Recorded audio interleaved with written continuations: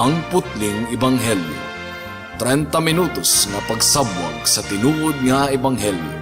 Kauban ni Pastor Jeremias Hangad. Ang putling ebanghelyo. Tulumanon nga gihatod kaninyo sa Herald of Grace Radio Ministries Philippines. Ang putling ebanghelyo. Ang putling ebanghelyo.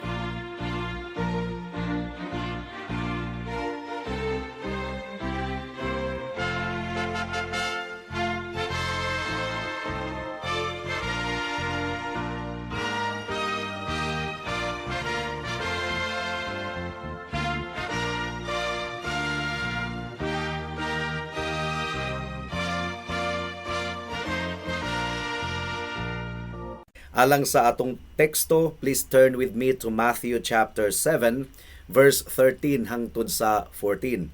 Ang giingon dinhi, sa inyong pagpangita sa dalan sa kinabuhi, sulod kamo sa sigpit nga ganghaan, kay ang lapad nga ganghaan ug ang sayon nga dalan paingon man sa kalaglagan, mao kini ang gisubay sa kadaghanan. Apan masigpit ang ganghaan ug malisod ang dalan paingon sa kinabuhing dayon, ug jutay ra ang nakakaplag niini. May the Lord bless the proclamation of His word this afternoon. Kani bitang nagwali kita sa kahanginan, dili malikayan mga kaigsuonan nga adunay mga tawo nga buot makighimamat kanato. Mag-message nga adunay panghinaot nga magkahimamatay in person. Well, mahimong sa atong kinabuhi niining kalibutan na dili gyud ta makabaton og kahigayunan nga magkahimamatay nawong sa nawong, pero nagpabilin ang kasiguraduhan nga one of these days magkahimamatay kita sa presensya sa atong buhi nga Dios sa adlaw sa paghukom. Gumikan kay aduna kitay kalag nga dili mamatay, ug ang atong kalag nga dili mamatay kinahanglan nga moatubang sa Dios alang sa paghukom. Ang Dios nga imong magbubuhat ug ang Dios nga akong magbubuhat. Ang giingon sa Hebrews chapter 9 verse 27, gitakda alang sa mga tawo ang mamatay sa makausalang ug pagkahuman niini mao ang paghukom. Now, mahimong ginabuhat nimo kutob sa imong mahimo nga likayan ang kamatayon. Mo man kini atong ginabuhat kung magkasakit kita, magpahospital kita, magpatambal kita, pero dili gayud nato maikiyasan ang kamatuoran nga mamatay gayud kita one of these days. Ug nasayod ikaw ang imong konsensya ug ang akong tanlag nagapamatuod nga kinahanglan gayud kitang mamatay ug moatubang sa Dios. Mahimong nagpanuko ikaw sa paghuna-huna niini, gumikan kay nasayod ikaw ang imong konsensya ug ang akong konsensya, kitang tanan nasayod kita nga pagkahuman sa kamatayon moatubang kita sa Ginoo sa paghukom. Unsa may mahitabo kanato inig kamatay nato. Again, ang Biblia, ang atong konsensya, ang atong tanlag, bisan pa ang common sense, sentido komon mga kaigsuunan, kining tanan nagadeklarar kanimo ug kanako nga adunay eternidad nga kinahanglan nga atong atubangon. Mao nga dili gayud nato malikayan kining maong pangutana, andam na ba ikaw nga mamatay ug moatubang sa Dios nga maghuhukom? Minilyon ka mga tawo niining kalibutana sumala sa gipadayag sa Biblia ang naghuna-huna nga andam na silang moatubang sa Dios sa adlaw sa paghukom. Pero kining mga tawhana makuratan, masyak, gumikan kay nagtuo sila nga dawaton sila sa Ginoo apan dili diay. Mao kini gipadayag sa Matthew chapter 7 verse 22 hangtod sa 23. Ang giingon ni Kristo mismo, niadtong adlaw daghan unya ang muingon kanako, Ginoo, dili ba nagsangyaw man kami sa mensahe sa Dios? Naghingilin kami sa mga yawa og naghimog daghang mga milagro pinaagi sa imong ngalan. Apan ingnon ko unya sila, wala ako makaila kaninyo, sukad masukad. Pahawa kamo gikan kanako, kamo nga mga nagkinabuhi sa pagkadautan. So kining mga tawhana aktibo sa church, aktibo sa buluhaton, apan isalikway sila sa Ginoo sa adlaw sa paghukom. Makuratan sila mga kaigsuunan ug mga tarungan.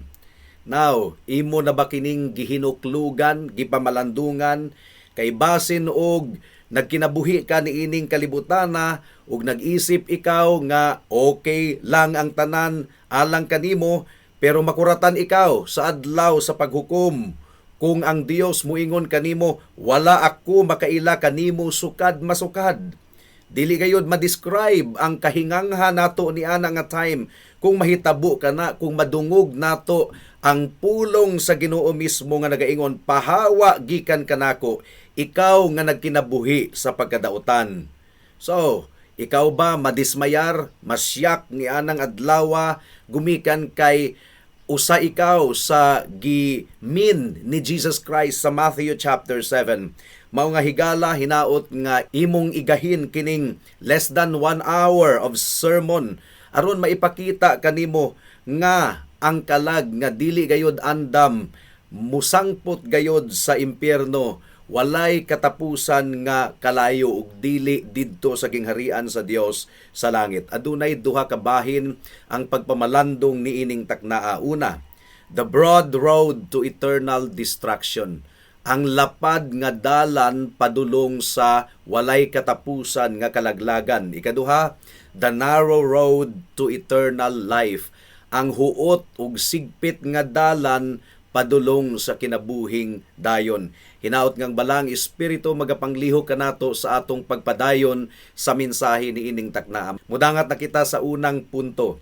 The broad road to eternal destruction. Ang lapad nga dalan padulong sa walay katapusan nga kalaglagan. Mga kaigsuunan, wa gyud naglipod-lipod ang Biblia sa pagpahibalo kanato nga majority sa mga tawo ni ining kalibutana maimpyerno. Majority, mas daghan mga kaigsuunan. Gikan na gyud kini sa baba mismo sa atong Ginoong Hesukristo. Matthew chapter 7 verse 13 to 14 ang giingon ni Kristo dinhi.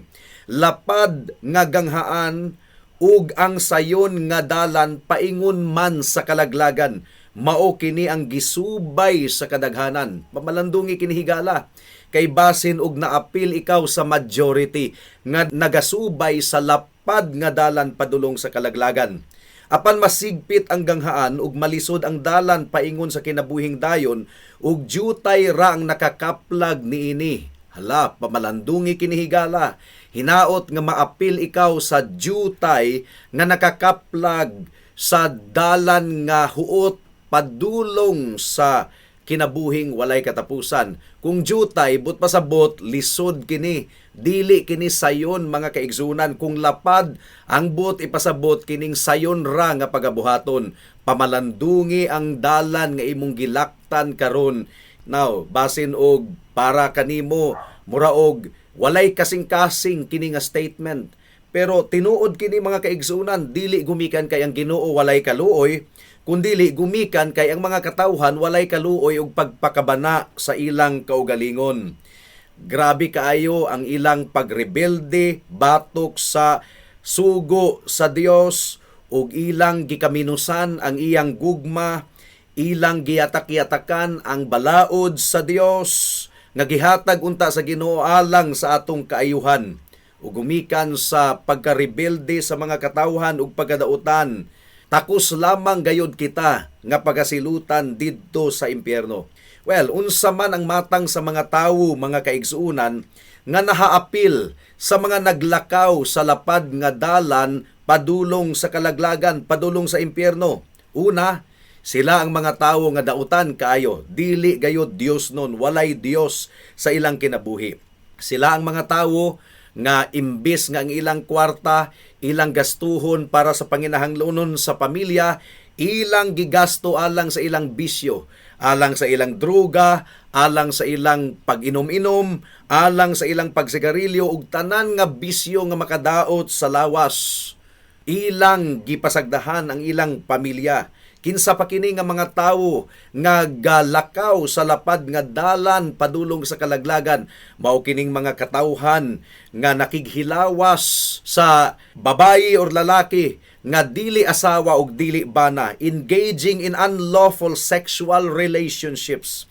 Mao kining mga tawo nga ilang gitagad ang adlaw sa pagsimba nga susama ra sa mga adlaw sa simana, sa uban nga mga adlaw, mga kaigsunan, nga sa adlawng Domingo, adlaw sa pagsimba, nanuroy sila, nagpiknik sila, ila gayod nga giyatak-yatakan ang sugo sa Ginoo. Mao kining mga tawo nga kada adlaw nagtan-aw og mga laway nga mga talan-awon sa TV screen, mga graphic display of sin on a TV screen. Kinsa pa kining mga tawhana? Mao kining mga tawhana nga gabugal-bugal sa ngalan sa Ginoo ug ilang gigamit ang ngalan sa Ginoo sa walay hinungdan gayod. In other words, kining mga tawhana nagkinabuhi sa dayag kaayo nga rebellion. Batok sa ilang mga ginikanan, mutubag-tubag, nga murag batang gamay ang ilang gitubag-tubag, ug ang awtoridad sa Ginoo ilang gisupak, mga kaigsuunan. Kanang mga tawo nga mga dautan, impyerno ang sangputan, gawas na lamang kun ang balaang espiritu magapanglihok sa ilang kasing-kasing ug hunahuna aron sila maghinulsol ug mutuo kang Kristo, mudangup kang Kristo, mutawag kang Kristo alang sa grasya sa kaluwasan. Ang pangutana ni inhigala, apil ka ba niini nga grupo? Kung nakita nimo nga mao kini ang dalan nga imong gilaktan, nagaawhag ang pulong sa Ginoo kanimo niining taknaa, nagaawhag nga maghinulsol ikaw, mutalikod, mubiya sa kasalanan, ug mudangup kang Kristo sa dili paulahi ang tanan. Kinsa pa kining mga tawo nga nagalakaw sa luag nga dalan padulong sa kalaglagan? Well, apil pud niini ang mga tawo nga dili man pud dautan tan-awon sa katilingban, ligdong man tan-awon sa katilingban, apan walay kasing-kasing alang sa Dios. Walay kasing-kasing alang sa pagsimba sa Dios. Ligdong sila tan-awon sa katilingban, murag limpyo kaayo, ginadayig sa mga katawhan, pero ang ilang kaugalingon mao ang ilang gibayaw kaysa sa atong Dios. Ug mas gihatagan nilang importansya ang mga kabtangan, ang mga enjoyment ni ining kalibutana, ang kwarta, mga kaigsuunan. Wala sila'y panahon alang sa Dios, gumikan kay mas nahigugma sila sa ilang panginabuhi. Kining mga tawhana mao ang naga-promote sa ilang unodnon nga kalipay kaysa sa mao ang paghatag og himaya sa atong Dios ug sa iyang pulong. Kining mga tawhana mas ilang gihatagan og bili ang tanang mga butang niining kalibutana kaysa sa ilang kalag. Og ang sala gaan lang kaayo alang niining mga tawhana. Wala sila naguol nga ang atong katilingban nagkadautan. Nag-enjoy pamanggani silang mutan-aw sa mga tawo nga nagbuhat og dautan. O kining mga tawhana mas importante alang kanila ang ikasulti sa ilang isigkatawo mahitungod kanila. For example, dili sila mo apil sa Bible study, maulaw silang moadto sa simbahan kay basin og kataw-an sila sa ilang mga higala nga ga-Bible na sila or buutan na kunuhay sila. Gikaulaw nila ang Dios, mas gihatagan nila og bili ang ikasulti sa mga katawhan ngadto kanila. Dili sila dautan tan-awon sa katilingban, ligdong sila apan walay kasing-kasing ug walay gugma sa Dios. Ang giingon sa 1 Corinthians chapter 16 verse 22, ang tawo nga wala mahigugma sa Dios pagatunglohon gayod. Now, ang sangputan niining matang sa mga katawhan, kalaglagan gawas na lamang kung ang balaan nga espiritu mao ang magatandog kanila aron ilang ihalad ang ilang kinabuhi ngadto sa Dios. Apil ka ba niini nga grupo higala? And so, kung ikaw ang matang sa tawo nga dili gayud mag-enjoy sa pagsimba sa Ginoo, nga katulgon sa pagsimba sa Ginoo, nga wala gayoy kasing-kasing nga mubayaw sa ngalan sa Ginoo ug walay kasing-kasing nga makig-uban sa mga katawhan sa Dios, unsa may mahitabo nimo kung pananglitan nga makasulod ka sa langit? Sumhan ka didto, dukaon ka, bilaron ka, kay ang nahitabo didto sa langit adlaw ug gabii mao ang pagsimba ug paghimaya sa Dios, pero dinhi sa kalibutan wala man kay gana alang ni anang butanga. Dili ka ganahan, katulgon ikaw, wala gyoy pagpitik ang imong kasing-kasing alang sa pagdayig sa Ginoo. Unya, ang imong mga barkada, ang imong gustong kaubanon, dili man ang mga katawhan sa Dios. What will happen to you when you will be in heaven? You will be miserable forever. Kay dili ka ganahan sa Ginoo, ang Dios dili nimo higala, dili nimo magtatambag ang Dios ang iyang pulong. Wala gayud ikay gana sa presensya sa Ginoo didto sa langit. Apan sa tinuod nga pagkaistorya mga kaigsuonan, walay tawo nga makasulod sa langit nga wala gayoy gugma alang sa Dios. Ang tawo nga wala mahigugma sa Dios, ang tawo nga gasalikway sa Dios, dili gayud makasulod sa iyang gingharian.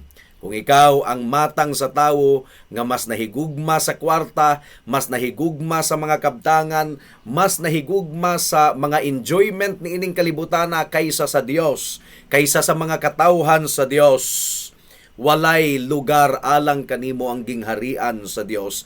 Ug mao kini ang prangka kaayo nga gisulti sa pulong sa Ginoo kanato.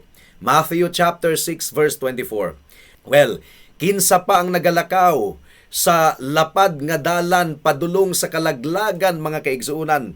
Dili lang sila mga dautan kaayo nga mga tawo sa katilingban, dili lang sila mga ligdo nga mga tawo tan-awon sa katilingban apan walay gugma alang sa Dios, pero aduna usay mga relihiyoso nga mga tawo nga galakaw di ay sa lapad nga dalan padulong sa kalaglagan. Posible di ay nga ang usa ka tawo aktibo kaayo sa church, active kaayo sa church attendance, active kaayo sa Sunday school, nagtudlo pa man gani og Sunday school, active kaayo sa buluhaton sa simbahan. Posible nga ang kanang tawhana paborito niya nga subject ang religious topic, nga gusto gayud niyang pagahisgutan kanunay ang pulong sa Ginoo. Pero sikreto di ay nga nagkinabuhi sa sala. Ang iyang kasing-kasing nahigugma sa sala, relihiyoso sa panggawas, pero sa iyang kinasuluran nahigugma sa sala mga kaigsuunan. Sama sa teksto nato nga gi-expose sa Ginoo ang ilang sikreto nga pagkadautan nga binuhatan, nangatarungan unta kini mga tawana nga aktibo sila sa buluhaton bisan pa sa pagpangwali, pero ang giingon sa Dios kanila, pahawa kamo, wa ko makaila kaninyo, sukad masukad kamo nga nagabuhat og dautan. Ang gikinahanglan nato labaw pa sa panggawas nga pagkamatarong, labaw pa sa panggawas nga relihiyon ug church attendance. Ang atong gikinahanglan ang pagpanglihok sa balaang espiritu sa atong kinasuluran aron kita matawo pag-usab, aron tinuod kita nga ma-born again mga kaigsuonan. Naunsaon man nimo pagkasayod higala nga usa ikaw sa naglakaw sa sigpit ug piot nga dalan padulong sa kinabuhing walay katapusan. This is the second point of our meditation this afternoon. Abi ninyo mga kaigalaan, ang tanan nga mga makasulod sa gingharian sa Dios, nakasinati sila sa ilang conversion basically og tulo ka butang. Mao kini ilhanan sa mga katawhan nga naglakaw sa sigpit nga dalan padulong sa kinabuhing walay katapusan. Una, nakabaton sila og kinasingkasing gayod nga kaguol, gumikan kay sila makasasala. Naamguhan nila, nasabtan nila nga sila makasasala ug tinuod gayod ang kaguol nga nabati nila sa ilang kasing-kasing. Ikaduha, nakabati sila og tinuod nga kalipay, gumikan kay nadawat nila ang kaluwasan nga gasa gikan sa atong Ginoong Hesukristo. Una, naguol sila sa ilang sala, apan mitawag sila kang Kristo ug nadawat nila ang libre nga gasa sa kaluwasan. Ikatulo, sila ang matang sa mga tawo nga aduna gayoy utang kabubuton sa ilang kasing-kasing, gumikan sa kaluwasan nga ilang nadawat gikan sa Dios nga libre. Kinsa ang mga tawo nga naglakaw sa huot nga dalan padulong sa kahimayaan? Mao kadtong mga katawhan nga ang ilang kasing-kasing adunay tumang kaguol, gumikan kay na-realize nila nga sila dautan gayod, makasasala gayod. Ang Dios balaan, pero sila makasasala ug wala gayud sila'y mahimo aron ipresentar nila ang ilang kaugalingon sa Dios gumikan sa ilang pagkadautan. Kung ang balaang espiritu magasugod sa pagpanglihok sa kasing-kasing sa mga katawhan, unsa man ang pinakaunang buhaton sa balaang espiritu, ipadayag sa balaang espiritu ang pagkabalaan sa Dios ug ang ilang pagkamakasasala. Nga sa ilang kinaiyahan gayod, dautan gayod sila, hugaw gayod sila, mao kanay unang ipakita sa balaang espiritu sa usa ka tawo kung ang grasya niya magasugod na sa pagpanglihok ni anang tawhana. Dadon niya kanang tawhana face to face sa subo kaayong kamatuuran ug sa delikado kaayo niyang kahimtang atubangan sa Ginoo.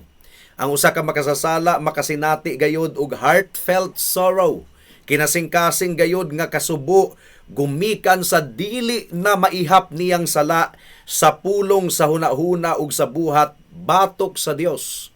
Kanang tawhana makabati gayod og heartfelt sorrow, kinasing-kasing gayod nga kaguol, gumikan kay na-realize niya nga pila na katuig sa iyang kinabuhi nga layo gayod kaayo siya sa Dios. Nagkinabuhi di siya nga bulag sa Dios, walay Kristo ug walay paglaom dinhi sa kalibutan.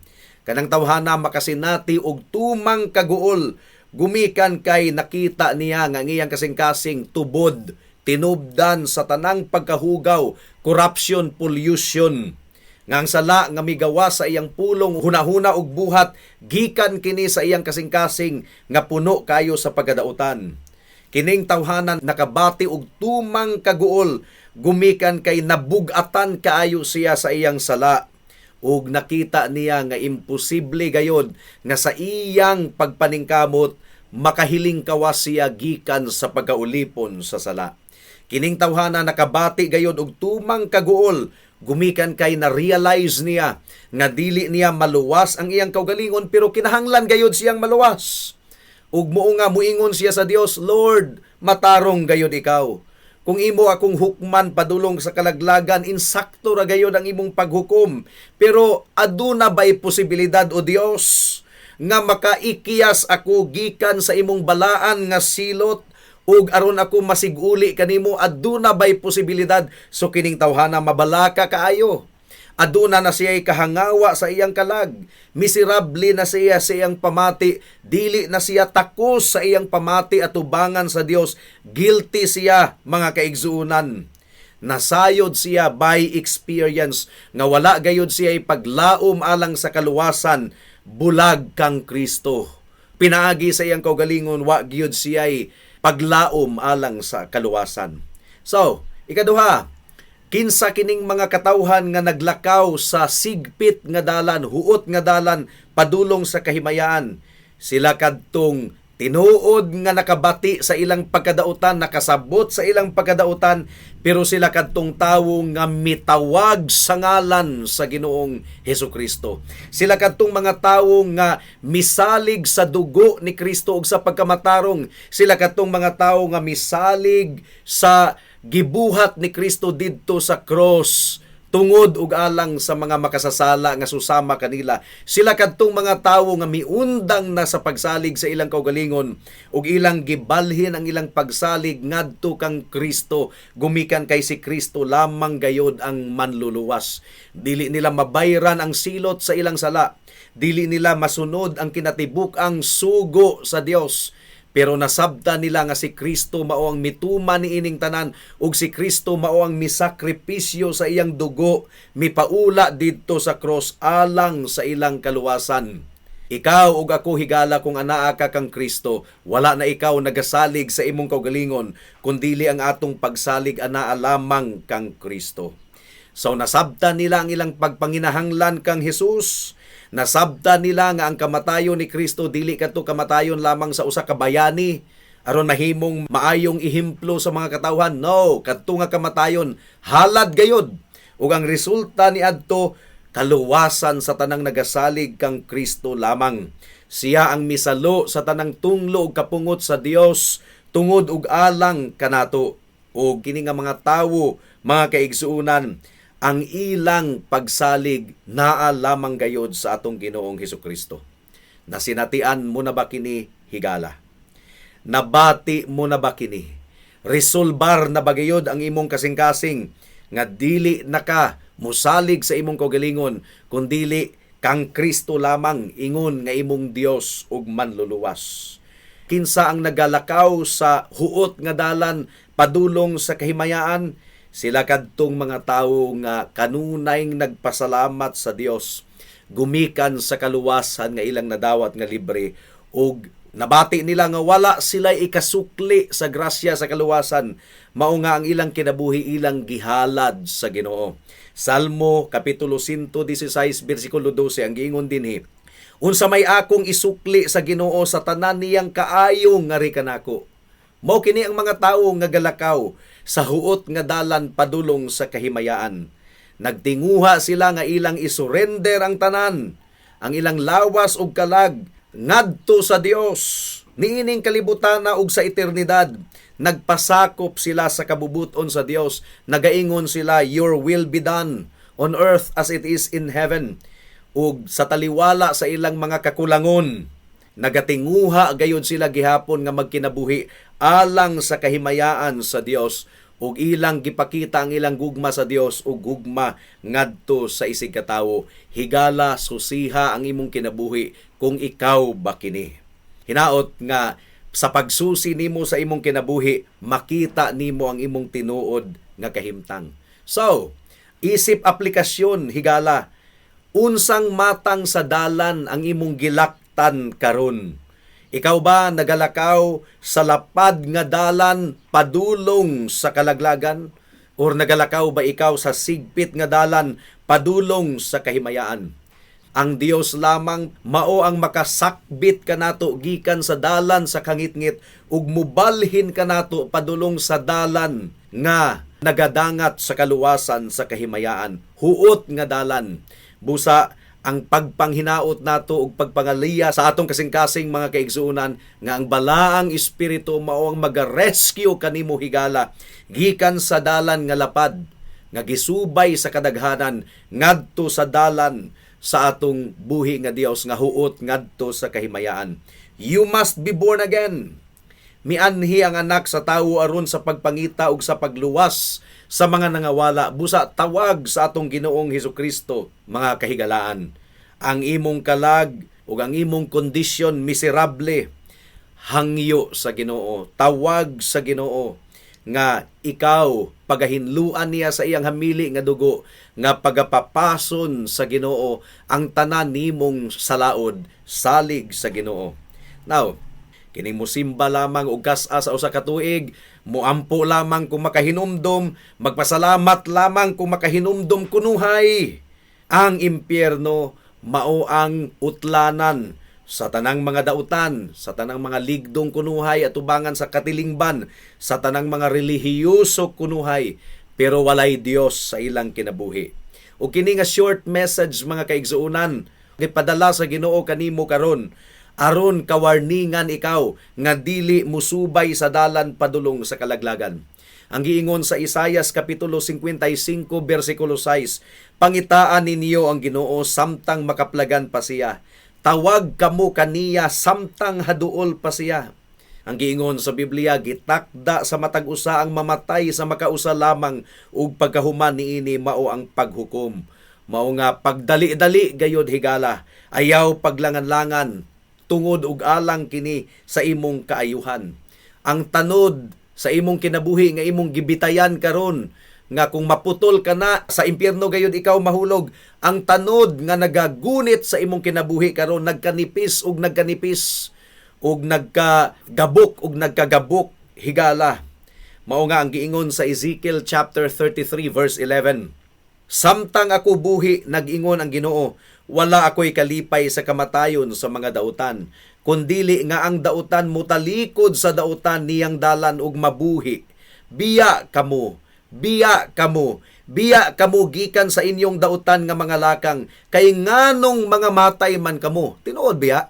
Nganong mga matay man kita, nga doon na may paglaom, nga doon na may paagi aron kita makaikyas gikan sa tunglo ug kapungot sa Dios. Ug kana nga pamaagi anaa kang Kristo. Abli paghihapon ang pultahan Karon, mga higala, ang trono ni Kristo wala pa niya si Rad-i. Dili ba ikaw mamati sa iyang tingog nga nag-awhag kanimo karon nga mubiya sa imong sala ug musalig lamang sa dugo ug pagkamatarong ni Kristo alang sa imong kaluwasan? Andam na ba ikaw nga mamatay? Andam na ba ikaw nga muatubang sa Dios? Mahimong andam ikaw kung maghinulsol ka sa imong sala ug mudangop kang Kristo lamang ingon nga imong Dios ug manluluwas. Buhata kini karon kay basin ug maulahi na ang tanan. Amen. Alang sa dugang nga mga pangutana, mahimong mo text kang Pastor Jeremias hangad sa 0935 744 3030.